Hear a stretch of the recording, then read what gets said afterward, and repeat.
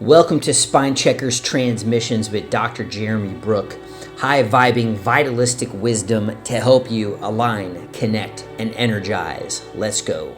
All right, we're about to embark on a captivating journey through the interconnectedness of the human body and its energetic terrain as we interact with a wildly intelligent universe that challenges every aspect of our consciousness.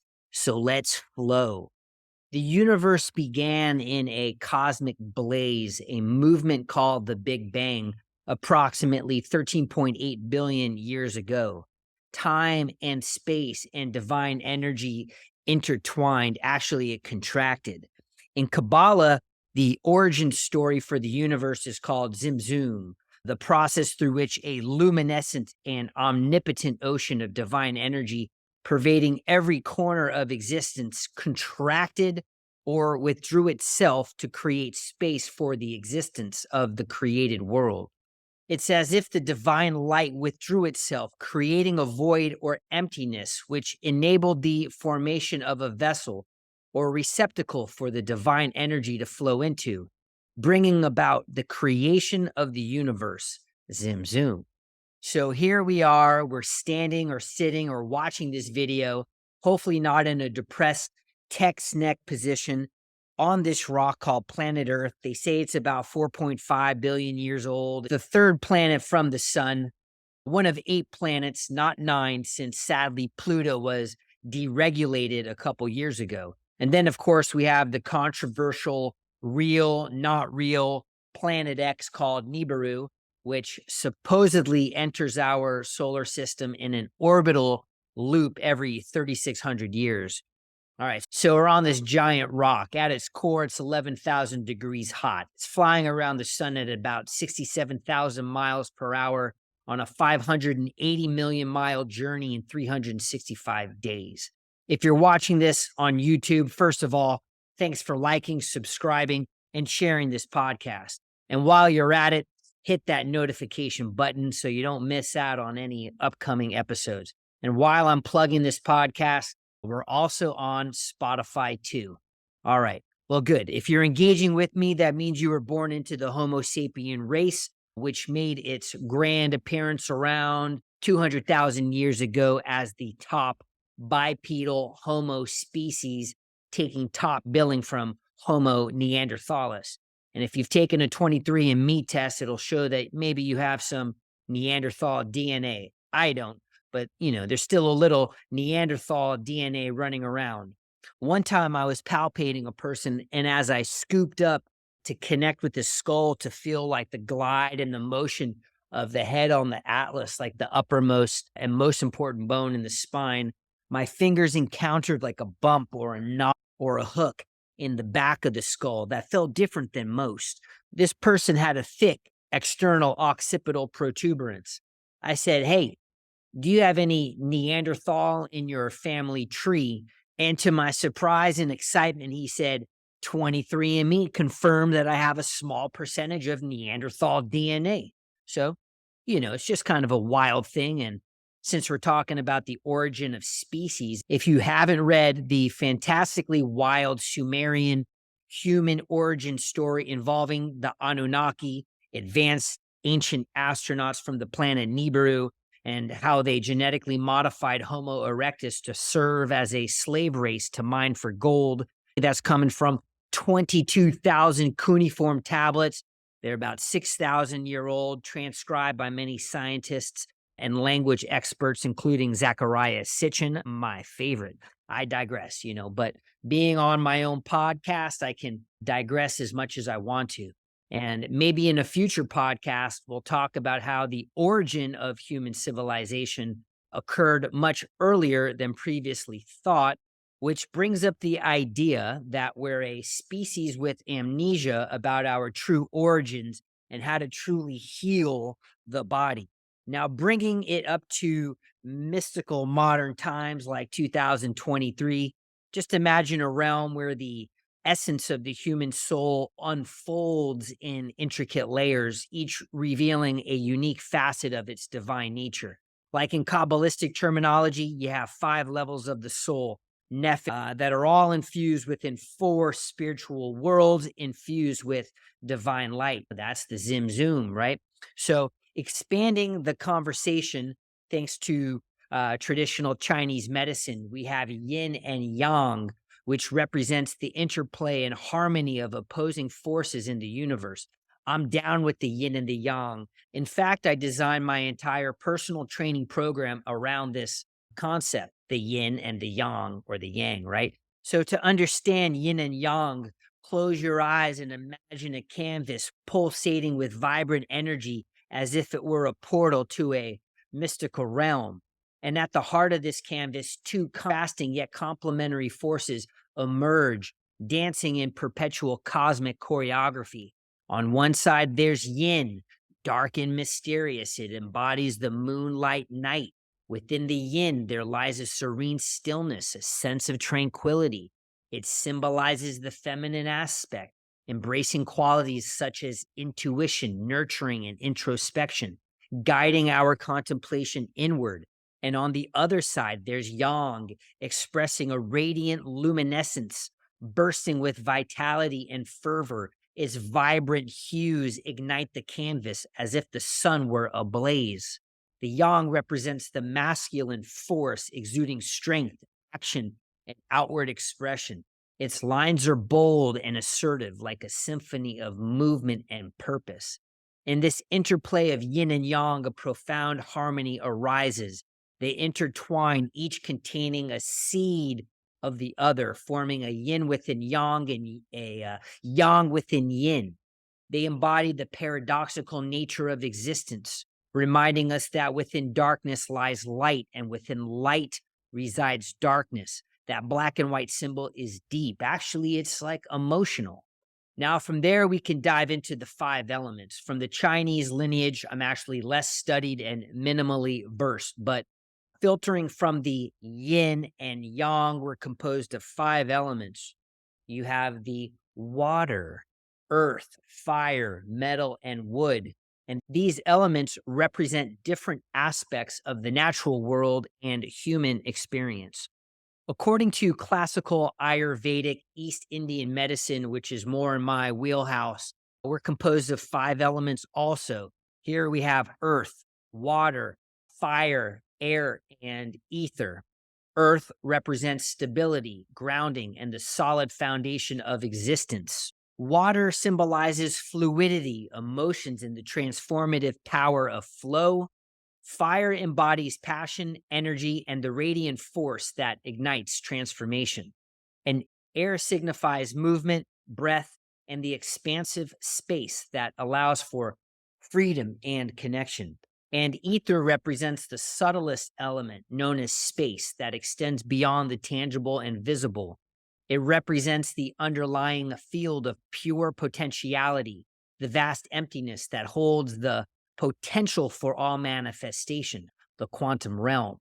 Together, these elements form a harmonious interplay, reflecting the diverse aspects of our human experience and the interconnectedness of all existence. Now, we're made of all of these elements. However, we all have one dominant elemental constitutional archetype that reigns supreme, and it's your soul's purpose to figure out how to bring it into balance and then radiate it into the strongest, most aligned, connected, energized expression of you. And I think that's a noble goal. Now, I'm a fire type, so as I glide into my 7th 7-year cycle, I should be bringing all of my elements into harmonious balance, so I'm no longer getting burned or burnt out to a crisp. You know, I need to be like a warm campfire, not a raging California forest fire. Now, you might be water. You should be flowing like a gentle stream, not a turbulent tsunami or a polluted pond. You might be more like earth, or you should stand rooted like a sturdy oak tree, firmly grounded, offering stability, strength, and support, rather than being swept away like a loose soil in a storm.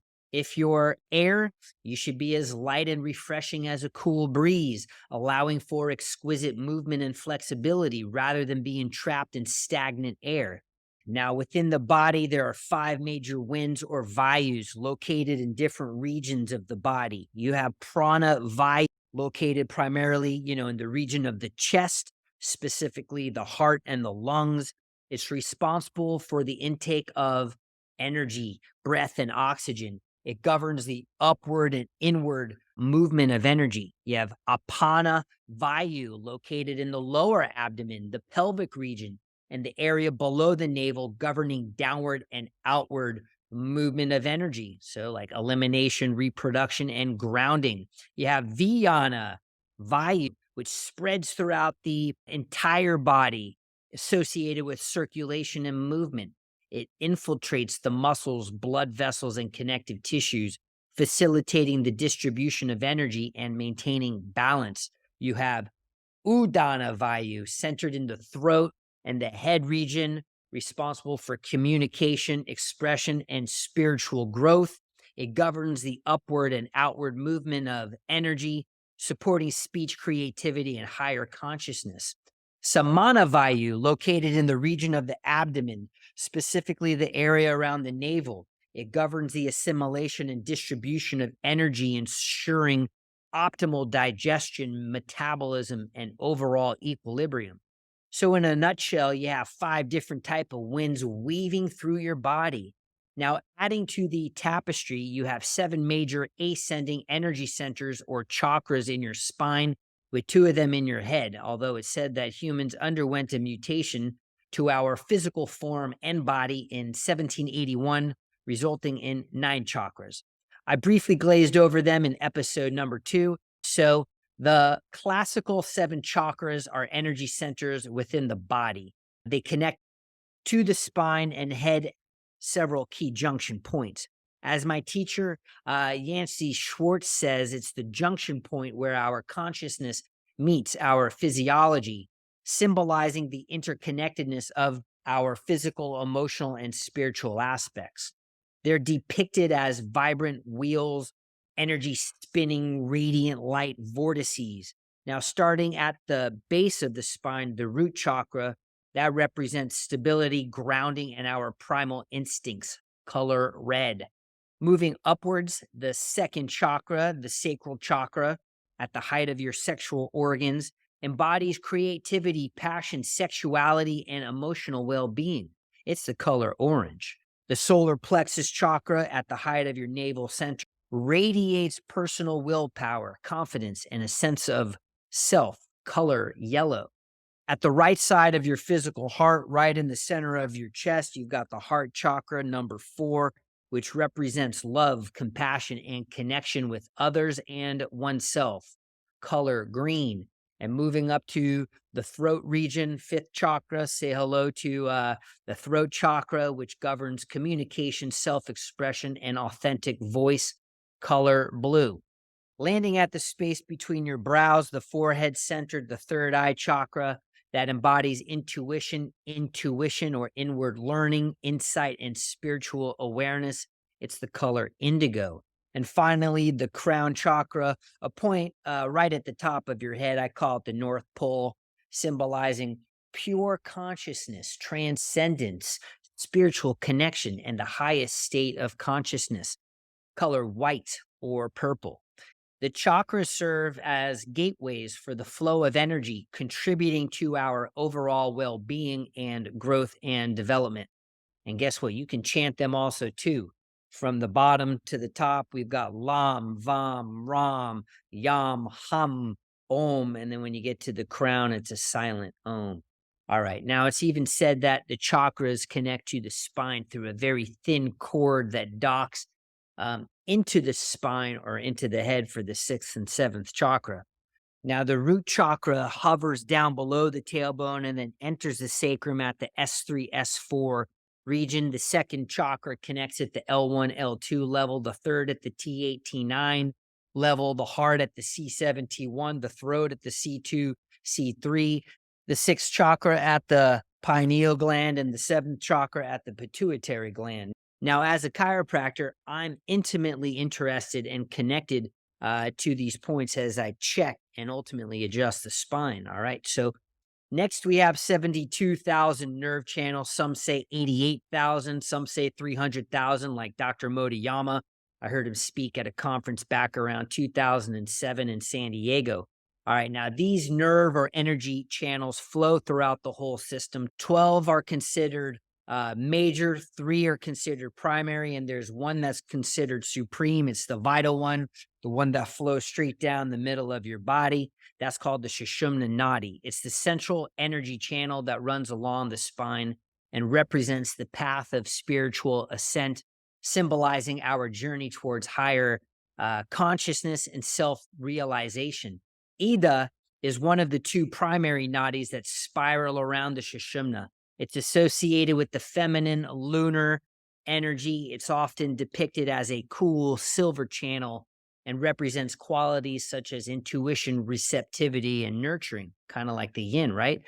You got the Pingala Nadi. It's the other primary nadi that wraps around the Sushumna. It embodies the masculine solar energy and is portrayed as a warm golden channel representing qualities such as dynamic vitality and action. All right, so the Ida is often described as starting on like the left side of the body, originating at the base of the spine at the root chakra, the Muladhara chakra, and then it spirals and winds up all the way to the top of the chakras, boom. And then you have the Pingala, it's said to begin on the right side of the body, also originating from the base of the spine, the Muladhara chakra, and it follows a similar upward spiral, crossing the nadis and chakras as it ascends. And to be respectful of like their lineage, the Sanskrit names and associated colors for the chakras are number 1, Muladhara, that's the red, Svadhisthana, number 2, orange, Manipura, yellow, that's 3, Anahata, green, 4, Vishuddhi, that's 5, that's blue. You have the Ajna chakra, that's number 6, and that's indigo. And then, of course, you have number 7, that's the white, and that's the purple. All right, cool. Now, when you do your alternate nostril breathing or the Nadi Shodhana, guess what you're controlling? You're controlling the moon and sun currents. So that's kind of like what this entire game is about. The sun and the moon, the earth, the water, the fire, the air, and the space. It's the interplay between the Ida and the Pingala, the dance of duality, the balancing of complementary energies within us. Now, the harmonization of these 2 nadis is said to awaken the dormant energy that's coiled up like a sleeping cobra in a counterclockwise orientation at the base of your spine within the Sushumna, facilitating spiritual growth and the union of opposites. So, in a nutshell, you balance the energies in your body, which activates a primal and dormant energy that goes up the central channel, purifies the chakras along the way, and you have a spiritual awakening if you're lucky. All right, so let's leave the abstract energy conversation for now before we evaporate into the ether. On a physical level, we know that from like our giant periodic table, the human body is composed of 16 elements. Within the magnificent canvas of our bodies, we discover the interplay of 26 bones forming the structural foundation, like the scaffolding of a grand sculpture.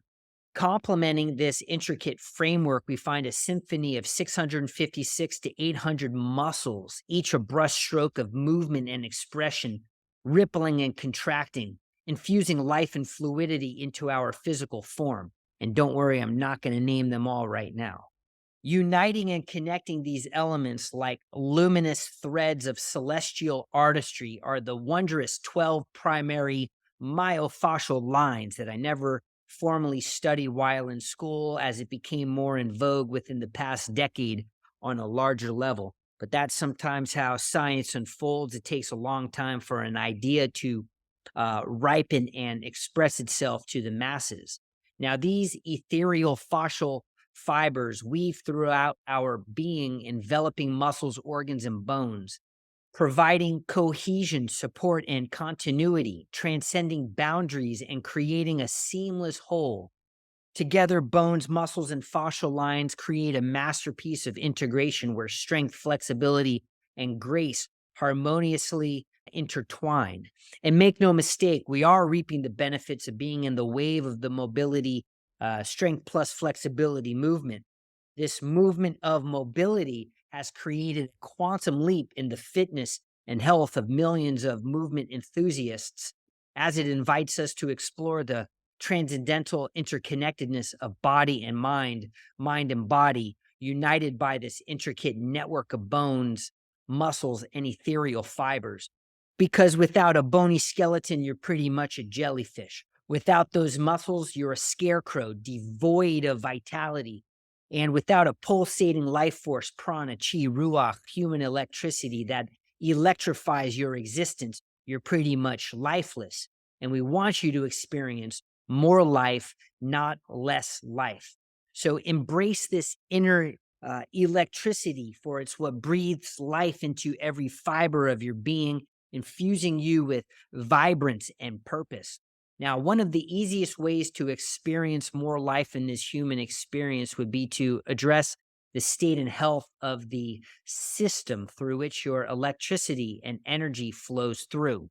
All right, so in density terms, leaving behind the abstract nadis, meridians, and chakras, let's start exploring like the dense energy system. And when we do that, we start arriving at the nervous system, the awe-inspiring, integrating master of all of the systems in your body.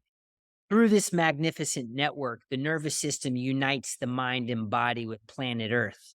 Within the labyrinth of our brain, neurons spark up, fire, and dance, illuminating the pathways of thought, perception, and action.